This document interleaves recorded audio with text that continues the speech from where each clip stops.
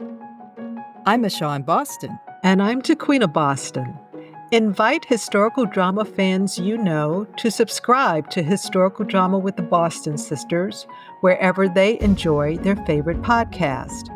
Subscribers receive notifications about new episodes and bonus content. Sign up for our newsletter on our webpage at michonbostongroup.com/Boston Sisters or on our Instagram bio link at Historical Drama Sisters and receive news and announcements about upcoming podcasts and historical drama activities. Enjoy the podcast, and thank you for listening. Welcome to Historical Drama with the Boston Sisters. I'm Michelle in Boston. And I'm Tequina Boston. In this podcast, we continue our conversation with filmmaker Billy Leaphorn. Billy Leaphorn of the Navajo, Hopi, and Laguna Pueblo tribes is story editor, writer, and a director for the AMC series Dark Winds, based on the detective novels by Tony Hillerman. Set in Navajo country in the 1970s, Dark Winds features tribal police officers Joe Leaphorn, who's portrayed by Zahn McClarnon, Bernadette Manuelito, portrayed by Jessica Matten, Jim Chee, who is portrayed by Kiowa Gordon, and Deanna Allison, who portrays healthcare worker Emma Leaphorn, Joe Leaphorn's wife. I met Billy as a documentary filmmaker around 2007. When I learned he's writing and directing Dark Winds, I wanted to see what Billy was bringing from documentary filmmaking to dramatic storytelling. And I definitely wanted to see what happens when Native American writers adapt non-Native American Tony Hillerman's detective stories. Michonne's enthusiasm for Dark Winds motivated me to watch the series, and I was hooked. In episode 61 of Historical Drama with the Boston Sisters, Michonne and I talked with Billy Leaphorn about his first feature film, Fry Bread Facin' Me, a coming-of-age story about two adolescent Navajo cousins from different worlds who bond during a summer on their grandmother's Arizona ranch. You can stream Fry Bread Facin' Me on Netflix, and seasons 1 and 2 of Dark Winds are available on Netflix and AMC Plus with a subscription. The third season of Dark Winds premieres March 9th, 2025 on AMC and AMC Plus. Billy, Tequina and I are fans of the series Dark Winds, especially since you're working on it now. There it is.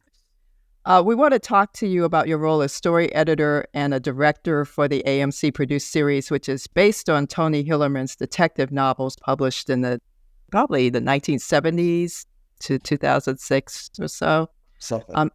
Hillerman, who died in 2008, was not Navajo or Native American. However, his detective novel is set in Navajo country, and the characters are Navajo, including Navajo tribal police officers Joe Leaphorn, who's portrayed by Zahn McClarnon, and Jim Chee, who's portrayed by Kiowa Gordon. How did you come to work with Dark Winds? And what are some of the conversations in the writing room for the series about adapting the detective novels written by a white author about Navajo people?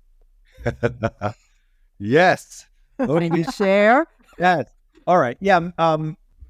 I got into Dark Winds because of the script, a draft I had that was going out by my manager. It was originally supposed to be an HBO show, but the creator and executive producer read Fry Bread Facin' Me. So it got me a meeting. So I got into my first writer's room for television. And our first season, it was an all native writer's room. There was 6 of us, and from different tribes.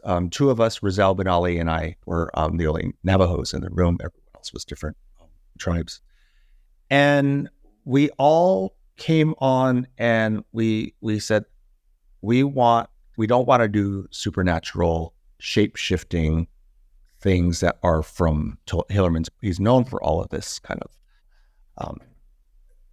And we also said we want to kind of reclaim these stories too, because some of them are very, very wrong that Hillerman wrote. Some of them are things that you shouldn't be writing about. And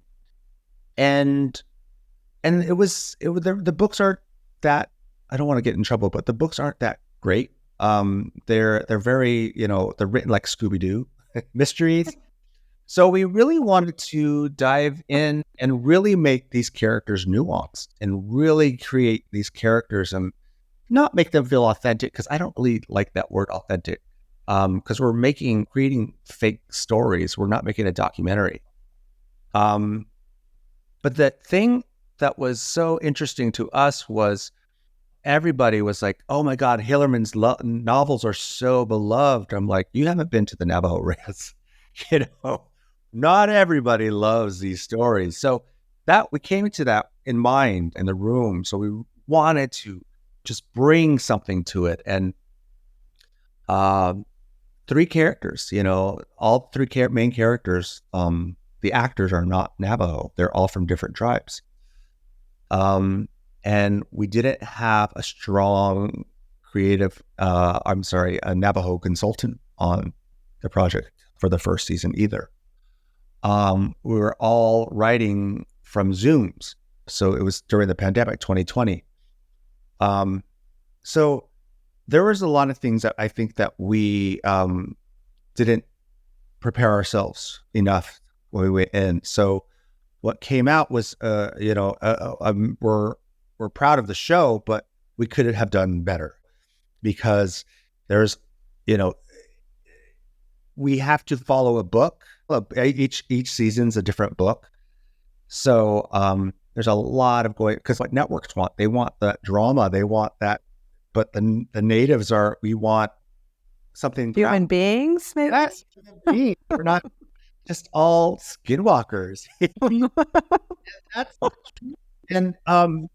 And so the second season, we really hit it. It was strong. With every show, you just get stronger. You learn from those things. And for instance, we were talking about hair earlier. The hair tie the siet that Leaphorn wears, there's a male version and a female version, and the cultural advisor on the set our main character was running around the first season with the female tie on his hair. Nobody would know, but Navajos know. They're like, right. I write season, so he's not wearing the feminine hair bun. I know we could do every episode I could go with you and we could talk about it. But yeah, we're getting stronger. And I think that really has been great, because we have a showrunner who's not native, and the showrunner is the one who helps and gets the ideas from all of us, because we just throw all of our ideas on the wall and see what sticks. So it's bringing also elements into the story that isn't in part of the books. For instance, we brought in the Kinalda ceremony that in first season, about the young woman's coming of age ceremony. Second season, I pitched, hey, Navajos believe in the eclipse, where you have to stay put, you can't go out. And the showrunner loved that. He's like, oh my God, that's great. So we're the Navajos right now. Rihanna Yazi and myself, she's a playwright and also a writer and director. And so we're in the room, and people are always asking us, hey, but we don't have all the answers, Shar and I. So we go to our family, our elders, we have different consultants that we go to, and put things in that are things that help bring some, I think, much stronger characters into these the show. Yeah, it's a very strong. I noticed in season 2 for me that thread of how the characters, how Leaphorn and his wife are experiencing grief is a thread that really goes deep as I look at the series. And you also said that you didn't want it to make it like the usual stereotypical presentation of Native peoples, like deeply spiritual, kind of magical world or whatever. And yet there is a storyline where we see a kind of appropriation of spirituality. And if people like look back at the 60s, you see a lot of that, people appropriating different cultures, spirituality, whether it was transcendental meditation with the Beatles or folks trying to simulate vision quests and sweat lodges, etc. And even today, there's the argument, well, that's a way of honoring a culture. So when you're, and still there is a thread of spirituality in the series. So how do you kind of like walk the line between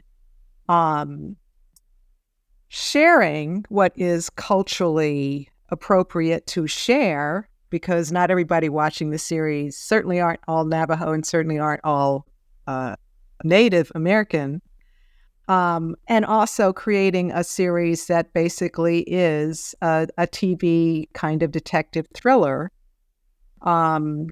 I guess it's how do you weave in the culture at the same time that you're telling a entertaining and thrilling story. Mm-hmm. Yeah, that's the fun part, you know. When we're mapping out the crime, right? We're mapping out the mystery of it all. And that's where the natives go in, oh, we could put something right here. Like, for instance, I said the eclipse. Traditionally, Navajos stay inside for the eclipse. You're not supposed to be on any kind of electronic. It's a moment of kind of, as I guess you would say, meditation, but we don't call it meditation, but it's a way of just being still and one with yourself and reflect on positive things.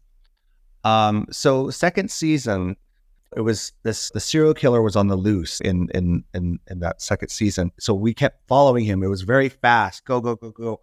And we needed something to, because he got caught, he was in jail. So we needed to have a breather. That episode needed to kind of like be a moment where we could kind of reconnect and sit down before we go on to the last episodes and the climax of the story. So once we were looking at that, it naturally was like, what? Let's have an eclipse come, because that's where all the Navajos go inside, and you're not going to see anybody on the streets. And that was just and that's just an example of, hey, this is a thing. And so where our viewers can learn something without being hitting over the head with something, but it's just like, it's also fun in a way. We're like, wow, I didn't know. And same thing for our crew, you know, everybody who are non-native, we're like, well, I didn't know this. And it was funny because last season, when we were filming season 3, and the actual eclipse happened. So everybody had that day, those 2.5, 3 hours, the crew, but everybody didn't have to ask questions because they knew, they saw season 2. So those are the things that I think that we love to bring into these stories. And going back to your kind of the appropriation part, was season 2, we also were talking about people of darkness. So this cult that uses kind of, you know, just appropriating native indigenous cultures with, you know, fire, and you have hippies who want to do peyote and, you know, all of that. And that's still happens today. You go to Sedona, you go to, you know, Santa Fe, and you see that. So it was for us in the room, the native room, to have a little fun with that. And I think there was a really cool episode of Res Dogs that also did that. They went completely in a different direction, great, funny direction. But yeah, it's finding moments that we could put in those. And the first laugh ceremony too. Yes, yes. In Fry Bread Face and Me. And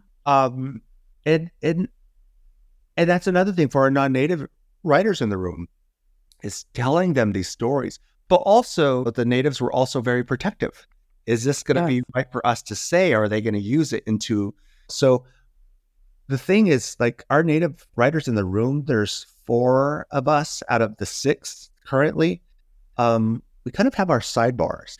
there was a one of the seasons we were going to explore the boarding school, experience. And it didn't sit well for us, to have a fictitious crime story going into the boarding schools when it's so fresh. It's just a generation from us. It's just my mother. My mother was in boarding school. It's like, there's triggers, there's, trauma still felt. And it didn't sit right. We kind of, all the natives were like, let's tell them that we're not going to do this. And luckily, our showrunner is so supportive of us.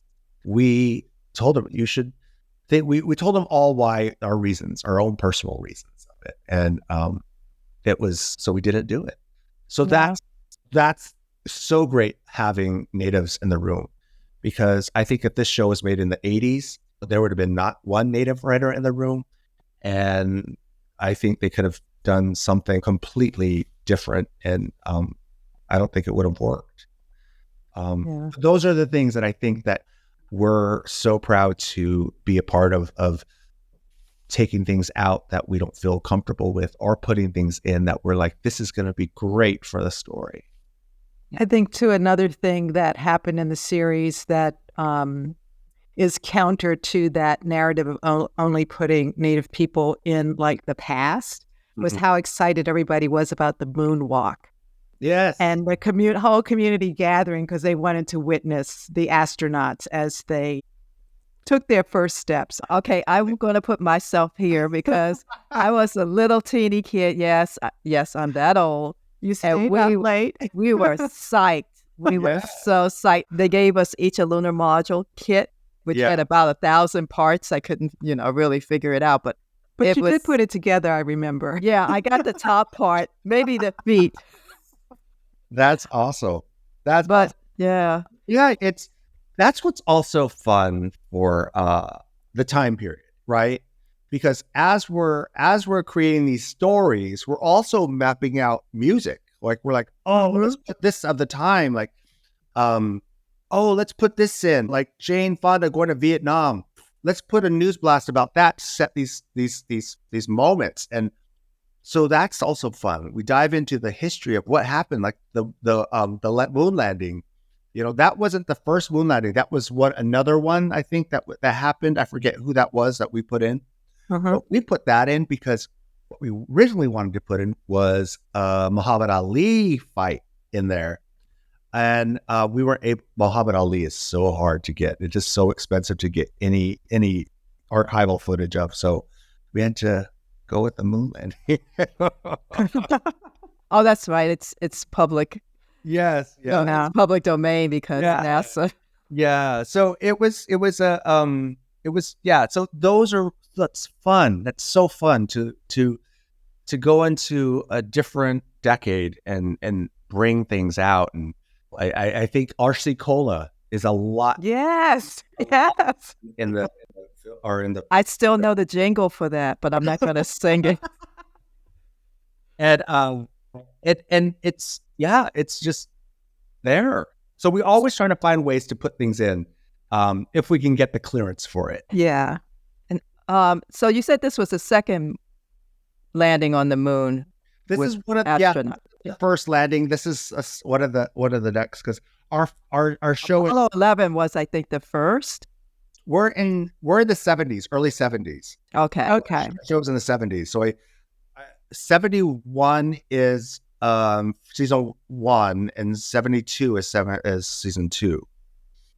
Okay, got it. Because we were trying to figure out, it's like, wait a minute, this was 67. Wait a minute, the moon landing was 69. So it's a bit wonky too, because we're like, there's a lot of but also what we're not doing is just for pop culture, is what was actually happening on the reservation, like the sterilization of Native women. Yes. That had been going on, and nobody knew about. Rihanna Yazzie, who's in the room, she was like, at this time, and everyone was like, what? And and we recently, like just last week, we won an award for our TV show about that episode of, the issue of sterilization, the government sterilization of Native women. with the doctors going onto the reservation that were set to the reservations. And so that really tied into, our story. The Relocation Act also was another one. So we look for different things that are happening on the reservation, not just in the States or the world, but right. We can weave this Navajo history into the story as well. Because I don't think they would have gotten that story had they not had natives in the room. Exactly. Agreed. Yeah, for sure. Billy, at the end of the second season, there's an arc to the story where there's a focus on Bernadette, who is applying for a job secretly to join the U.S. Border Patrol as an officer, because she's hit the glass. I don't even know if there is a glass ceiling. Maybe concrete for her at this point. But, she doesn't see herself going anywhere with the tribal police. Will her new job add another storyline to the series involving the border between the U.S. and Mexico? Is there anything you can share about that story arc and where that's going? Yeah, I think there's different books, I think, that are later, the Hillerman. And I think Tony Hillerman's daughter is also writing books, I think with Bernadette, where she's working on the border, she realizes that there's nowhere else for her to go promote. It's because as long as Leaphorn's there, all she's going to do is, be kind of third, because she is, second. So it's a kind of independent decision that she makes and wants to be. And I think it's a cool world to dive into her story somewhere else. It's a really exciting season we have coming. And it's, I think it's really her time to shine. Bernadette and the Jessica Matten, who plays, I think it's it was fun to write that story with her, just being out there, because also there's, close to the border in Arizona, New Mexico, there's tribes out there too, near the border. So just putting that out there. And it's kind of a contemporary story as well. Certainly a focus of the times, for sure. Yeah, no, it is, and I think that the viewers are going to be excited to see kind of this independent woman doing the work that she wants to do, and it's an exciting season, and I can't believe it's just next year, 2025. I think it's going to be early 2025 the release. Well, we'll keep us posted, and we'll tell our listeners when to expect Dark Winds Season 3. Thank you, Billy, for joining us on Historical Drama with the Boston Sisters. Thank you. It's so good to see you, although it's on computer cameras, Zooms, or whatever. It's just so great to see you both. We'll make you. Let's do more. I'm going to make more period pieces so we can have more of these. Oh, thank you. Great. Dark Winds is created by Graham Rowland. John Worth is the series showrunner. Along with Rowland, Worth, and Zahn McClarnon, executive producers include Robert Redford, George R.R. Martin, Chris Eyre, Tina Elmo, Jim Chee, Vince Gerardis, and Ann Hillerman. Season 3 of Dark Winds premieres March 9th, 2025 on AMC and AMC+. You can stream the first and second seasons of Dark Winds based on the Leaphorn and Chee book series by Tony Hillerman on AMC+ and Netflix with a subscription. Do a search to find other streaming sources. Listen to episode 61 of our podcast for a conversation with Billy Luther about his first feature film, Fry Bread, Face, and Me. Share this podcast with someone you know who will enjoy the conversation. Sign up for the e-newsletter to stay up to date on new podcasts, bonus episodes, and historical drama-related activities. You can find a link on our webpage at MichonBostonGroup.com/Boston Sisters. Subscribe to Historical Drama with the Boston Sisters wherever you enjoy your favorite podcasts. Leave a review. Tequina and I hope you'll give the podcast 5 stars. Follow us on Instagram at Historical Drama Sisters and on Facebook at Historical Drama Boston Sisters. Like and share Historical Drama with the Boston Sisters on your social media. This is Michonne Boston. And this is Tequina Boston. Thank you for listening.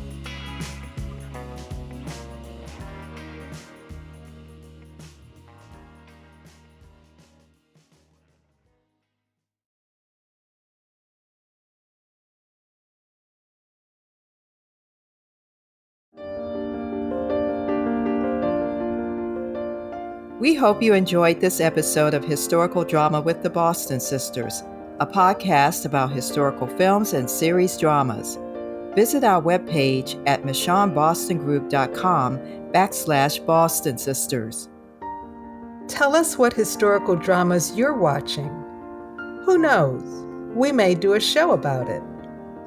Sign up for our newsletter, subscribe to the podcast, and share it with the people you know who binge on historical drama. Historical Drama with the Boston Sisters is brought to you by the Michonne Boston Group. The views and opinions expressed on Historical Drama with the Boston Sisters are those of the speakers and do not represent the positions or views of the Michonne Boston Group, its clients, or affiliates. This is Michonne Boston. And this is Tequina Boston. Thank you for listening.